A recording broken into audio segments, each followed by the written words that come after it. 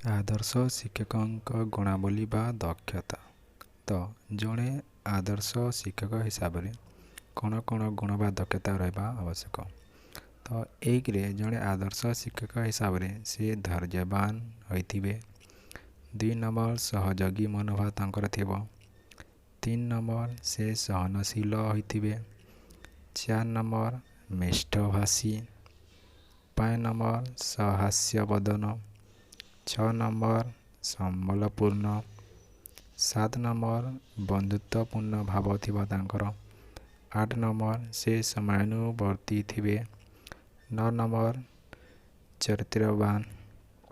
10 number तांकर दायित्व ज्ञान थिबो। 11 नंबर तांकर समस्त पुस्तकगत ज्ञान थिबो।